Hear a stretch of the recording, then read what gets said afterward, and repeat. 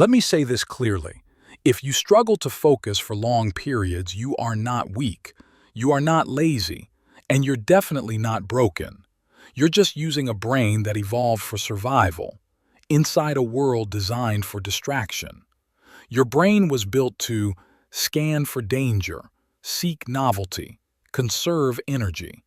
Studying does the opposite. It demands stillness, patience, and delayed reward. So if your brain keeps trying to escape, it's not sabotage, it's self-protection. Today, I'll show you how to study deeply, calmly, and for hours without forcing motivation, without white-knuckling discipline, and without burning out. This is not hustle culture. This is focus architecture. 1. The silent focus killer nobody talks about. The biggest reason people can't focus isn't social media, it's uncertainty. When you say, "I'll just study for a bit," your brain hears, "I might be trapped here forever." And trapped brains panic, so it looks for relief. That relief is usually your phone. The solution is simple but powerful. Close the loop before you begin. Always define what exactly you'll study, how long you'll study, what done looks like. Example: I'll understand and summarize 3 concepts in 35 minutes. Now your brain relaxes. It knows when the effort ends, and when the brain feels safe, focus turns on. 2. Why discipline fails and design wins. Most people try to fight distraction with willpower. That's like holding your breath underwater and calling it training. Willpower is limited. Environment is permanent. So stop asking, "How do I resist distraction?" Start asking, "How do I make distraction inconvenient?" Rules that work. Phone in another room, not on your desk. Notifications off, not silent. One tab, one task, nothing else visible. When distraction requires effort, focus becomes the path of least resistance, and your brain always chooses the easiest path. 3. The focus transition your brain needs. Here's something nobody teaches. You can't jump from scrolling to deep study instantly. Your nervous system needs a signal. Before studying, sit still for 60 seconds. Take 3 slow breaths. Say your task out loud. This tiny ritual tells your brain, the chaos is over. It's safe to concentrate.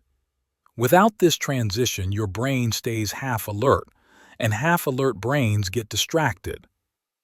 4. Study with your biology, not against it. Your brain doesn't focus endlessly. It runs on ultradian rhythms, natural waves of focus and recovery. That's why forcing 4 to 6 hour sessions feels painful. The optimal strategy: 60 to 90 minutes of deep focus. Then, a real recovery break. Not scrolling, not dopamine overload. Actual recovery. Walking, stretching, sunlight. This resets your attention system and protects your focus long term. 5. How to focus on boring or difficult subjects. Here's the truth. Your brain doesn't avoid hard things. It avoids meaningless things. When a topic feels boring, do this. Ask, why does this matter? Connect it to real life. Reduce it to one simple idea. Then, explain it out loud. Teaching activates deeper brain circuits than reading. It forces clarity, and clarity kills distraction. Confusion feels unsafe. Understanding feels rewarding. 6. The one rule that prevents burnout. Most people stop studying at the worst possible moment. They stop when they're exhausted. That teaches the brain, studying equals pain. Instead, stop when you still have 10 to 15% energy left. Why? Because your brain remembers how things end. End on exhaustion, resistance tomorrow. End on control, eagerness tomorrow. This single shift builds consistency faster than motivation ever could. Seventh, make focus chemically rewarding. Your brain repeats what gets rewarded, so don't rely on feeling motivated. Track progress. Simple. Sessions completed. Concepts mastered. Pages finished.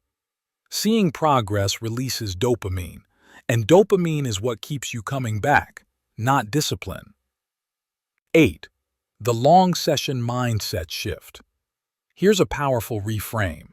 You're not studying to finish faster. You're studying to make your brain feel calm, clear, and controlled. When studying feels structured, finite, predictable, your brain stops resisting. That's when hours pass without effort. That's real focus. Deep focus isn't about pushing harder. It's about clear boundaries, intelligent systems respecting your nervous system. When studying feels safe, distraction disappears on its own. Not because you forced discipline, but because your brain no longer needs an escape. If this helped you, comment "locked in" and I'll drop. Part 2. How to enter flow state on command, even on bad days. Study smart. Stay sharp.